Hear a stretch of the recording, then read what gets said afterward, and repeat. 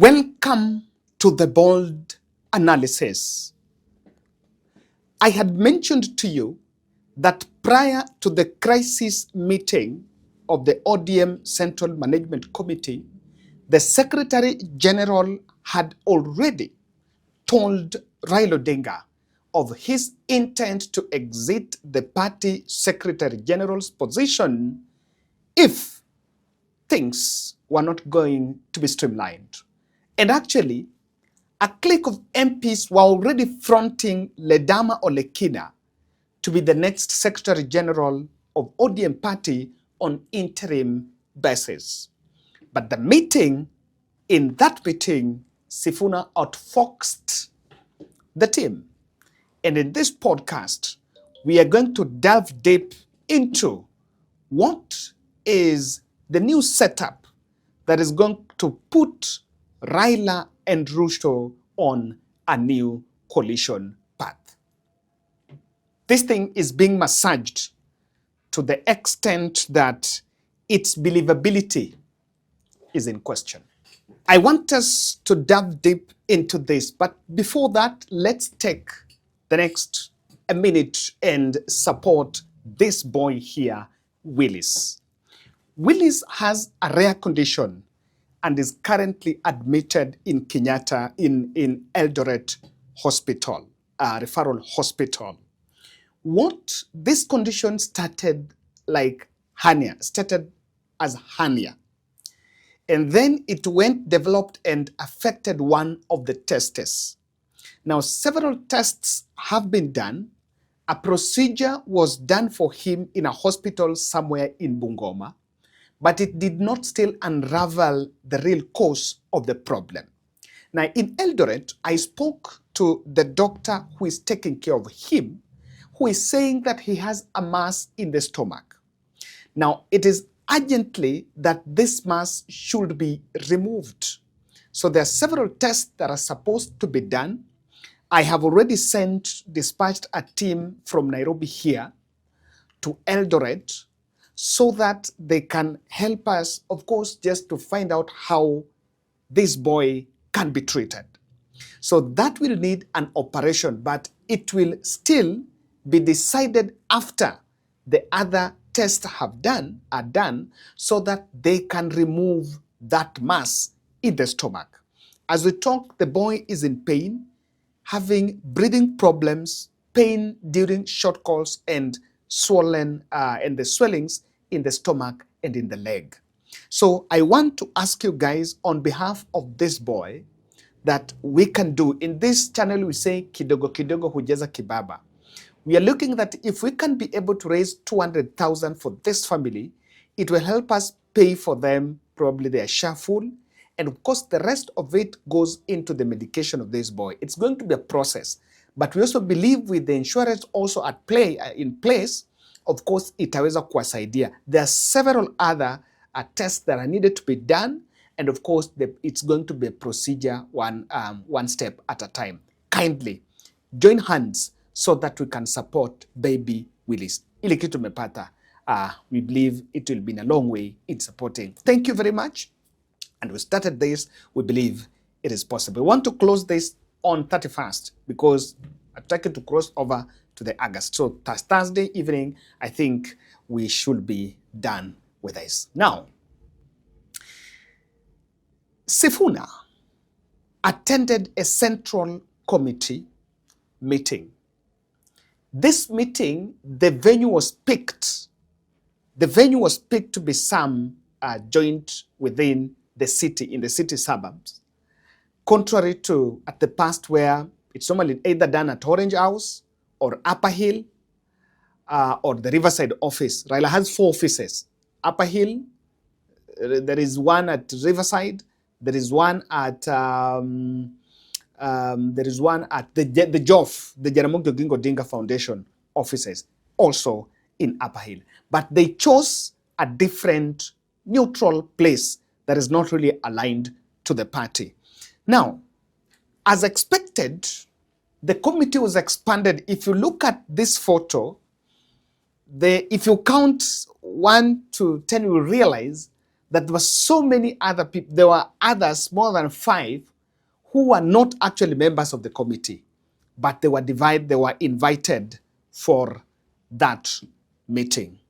Of course, the objective of this meeting, as I said, was to make sure that Raila to forestall what was a Sifuna exit from the party, and of course achieve some temporary unity photo. I told you that someone is looking for a photo, and of course that to say the party is joined this and that.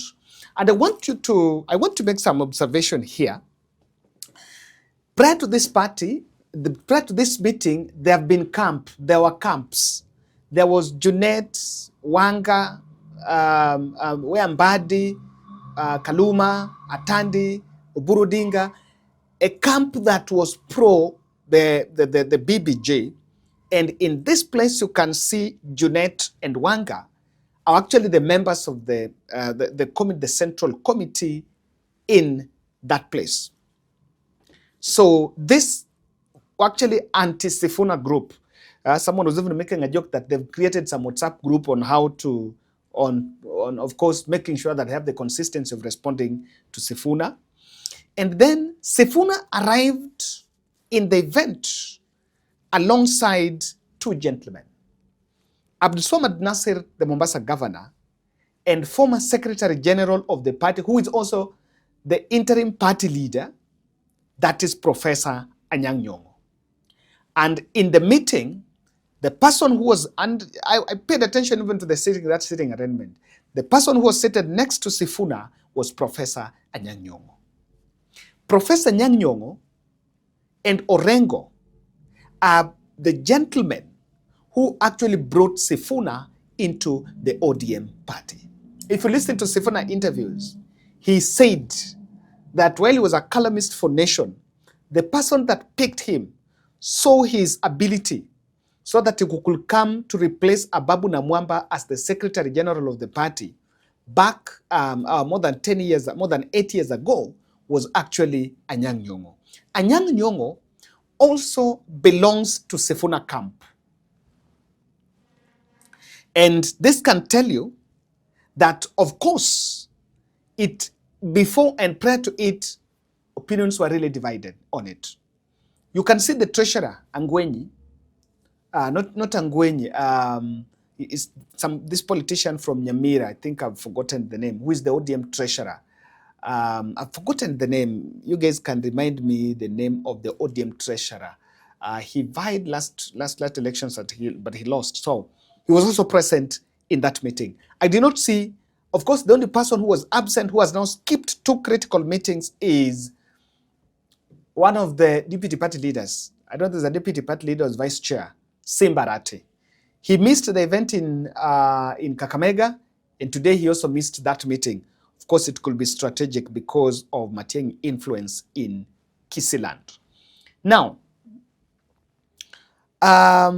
you will understand, immediately they got to the meeting, Raila first squashed the discussion of Edwin Sifuna removal, which was part of course, the talk that was going on that if Sifuna cannot toe the line, then Sifuna is going to exit the party. Being that himself was actually holding that position as the chairman. Of course, let me tell you, a clique of some WhatsApp group here, a clique of leaders from the Luo area were actually touting of Ledama Olekina to put Edwin Sifuna's shoes as the next Secretary General of the ODM party. I looked at this and I looked at that and said that is laughable.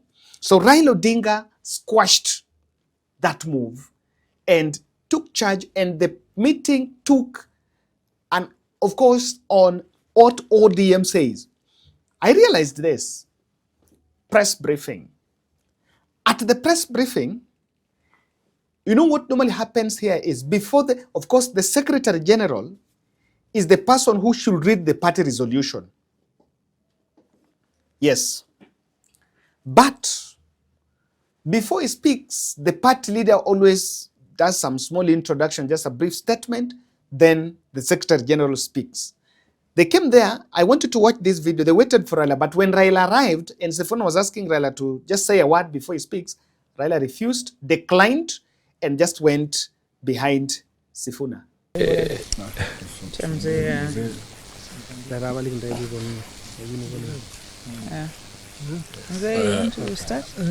Utaanza kama kawaida. Okay. Aya. So najua mko tayari, si ndio? So hakutaka kuongea, and even when question and answers were there, he did not respond. He did not respond to that. Now, Sifuna made a statement. This statement on, and I paid attention to this, the issue of the technical committee to evaluate the implementation of MOU between Raila and Ruto. To review the state of the nation, current developments in the party, and in particular the MOU with the UDA and support for the broad-based government. After frank and open deliberations, the committee adopted the following resolutions as the party's collective message to members and to the country. Number 1, that the party supports the position that has been taken by party leader Honorable Raila Odinga to work with the Kenya Kwanza administration to stabilize the country and create an enabling environment for Kenyans to address their concerns through democratic and constitutional means. Number 2, that in order to expedite the implementation of the 10-point agenda of the MOU, ODM will constitute a technical team to work with our UDA counterparts as part of the political infrastructure to assist with the implementation of the agreement. The committee has identified the absence of such a technical committee, which is actually contained in the MOU, as the missing link in the implementation of the MOU. Of great concern is the full implementation of the NADCO report, promotion and protection of the livelihoods of young people, the right to peaceful assembly and protest, the rule of law and constitutionalism, corruption and wastage of public resources. Thirdly, that while the party acknowledges the allocation of 415 billion to counties in the current financial year as an improvement on the previous disbursement, we will continue pushing for the raising of the allocation to a minimum 450 billion Kenya shillings or more, as had been proposed by party leader Raila Amolo Odinga. Fourthly, that the party continue. I know this is what Sifuna has been saying, that what we agreed with Ruto is not there, and the more, if Albert Ojwang died, then that MOU died at that place. So this is another delay tactic from Odinga, if you ask me. This is another delay tactic. You know, another opportunity to form another committee, bring people together. What can be evaluated from the tone? What exactly is this committee going to do? What exactly is this committee going to do? It is just another place to try to act as if I'm now wondering about the MOU. And I will tell you why this move is not a welcome for President Ruto.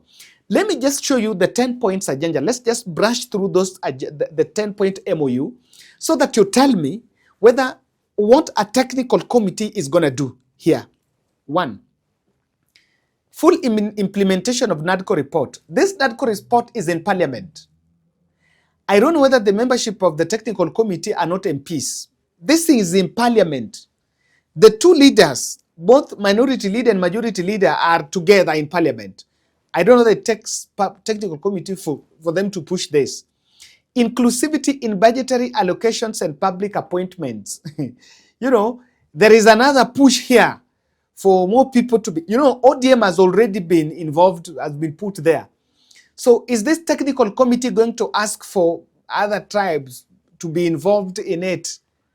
You know, is this technical committee going to advise President Ruto on who is going to appoint on parastatals? Well, there is a parastatal advisory committee.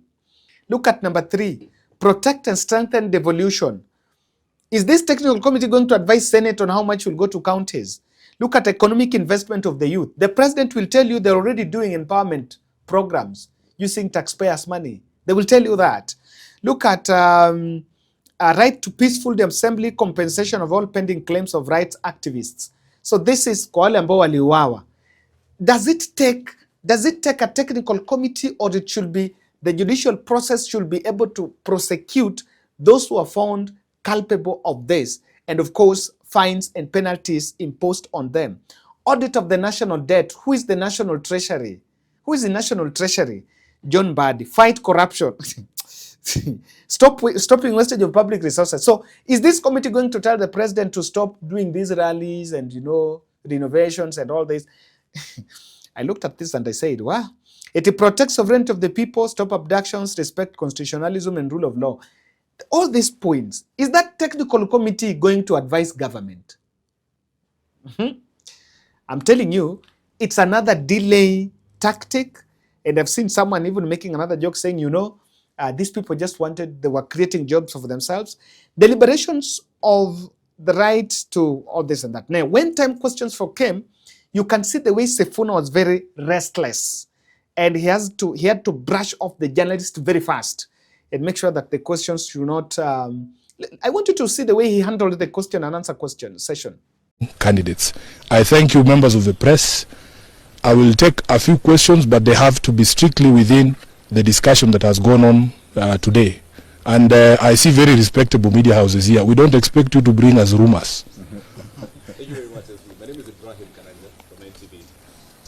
Now that the ODM party has taken a position from this particular meeting, it goes against your own conviction. Yeah, that is exactly what I feared, that you would bring stories about Sifuna when I've read a statement about ODM. We want you to ask questions about ODM. You are the Secretary General of ODM. Does this change your position? What is different? You will be required to speak the position of the party, which is against your own conviction. Now, the position of the party, as the party leader has ably explained before, is taken after organs or meetings of the organs of the party. And this is now the position of the party. Yes, that we will be making sure that we put together a team that can ensure that we implement the MOU that we signed with UDA. How is that different from Sifuna's position? Let's have another question, please. Let's not do mushene. Yes? Maybe the Chungwa supporters across the country will want to know whether this Central Management Committee meeting today has literally now got all the voices so that the parties speak in one voice with regard to the broad-based government. Yeah, so that I don't put in my own words, allow me to read you the last paragraph again. I think we have addressed that, Leto. You should pay attention to these things. We have said that while members arrived here with different viewpoints on many issues within the party and the country, the committee has managed to broker an unbreakable unity of purpose in the party and a single-minded focus on ensuring that ODM continues to be a loyal servant of the people and the country, acting in the best interest of its supporters and the nation, and committed to the agenda of national transformation and stability. That is now the position of the party.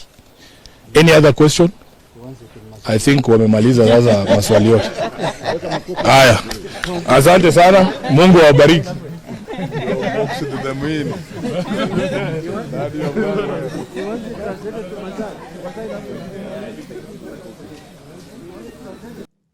Yes. Yes. Because he knew very well that he's read the party position. But the party position is not what he stands for. In fact, I can tell you, I agree with those who are saying that something is going on here. And Odinga is going to walk out, but he's still just finding the right time to walk out. Sifuna is conflicted on this, and he just looked at it like, okay, I want this to go. This is a party position. This is not my position. The party resolution to eject Sifuna or take him to disciplinary committee did not feature because it emerged unpopular. Yes. Ngoja ni gazeti ya kesho. You will read that. Just make sure you get the newspaper tomorrow. And that was being pushed by a clique of fellows here, and it emerged unpopular. And you know what's happening? Raila-Odinga realized what we were saying. The team cheering him to eject Sifuna are actually William Ruto's moles, and they're the people that wants to destroy that party to ensure that that party is reduced to a Nyanza affair, which is a blunder. Now, I want to say this. There was a trap that if Sifuna would have not attended that meeting, That was what Kinawangas wanted to see. Wasipoenda sasa watatoka waende. Sasa unaona amedharau chama. Unaona Raila Tuita hajakuja kwa sababu anafanyiwa munyoro. That is it. So I think the act of even going to attend in its sense was the right thing. I remember even the one in Kakamega was like, Sifuna should not go. He went. If you ask me, that was the right decision. You go. Kama ungeenda, you would have been the topic. And why ODM push for a technical committee for Ruto is a PR exercise. I think ODM is doing a PR exercise for Ruto to delay it. And you want to tell us for an MOU, you want to have a technical committee, a joint technical committee with Kenya Kwanza, where? Who's going to do it that side? Let me tell you, the president doesn't want accountability on his government. Yani, hakuna Ruto hataki mtu anamwambia, ulisema utafanya hii na umefanya hii. He doesn't want that. What he wants is to have the monopoly of information. When you are saying hajafanya hii, he actually wants you, the ODM, to tell the people how SHA is working, how many houses have been built, how many jobs have been created, how many schools have been built, how many bridges, how many dams. Those are the things, or how much has been given to counties. Those are the things that President William Ruto wants to hear. Ruto doesn't want accountability question. Then the issue here is this. With ODM members in cabinet, the president believes he has achieved inclusivity. And he goes on rally saying, Sasa we've included everyone by adding Badi, Oparanya, Wandai, Askul, Joho. They say we've added everyone and now we have full house. So when you're talking about inclusivity, I'm just wondering, and you know what the president wants? The president wants a joint political euphoria for campaign. He doesn't want these camps of MOU, Ruto. No, yeye anataka akienda campaign Nairobi, aende na Sifuna. Akienda kufanya tour, I don't know which county, aende na all those ODM MPs. That is what he wants. He doesn't want an ODM party which is questioning him from that side, because from their end, they're like, we are in this together. And lastly, the nexus between what that committee is going to do and how that committee is going to relate with the government agencies and how that committee is going to be funded is a big question. And on this one, if Odinga feels this is the answer to the question that Sifuna was asking, then let me say, we are actually postponing the problem. It will blow out. Thank you.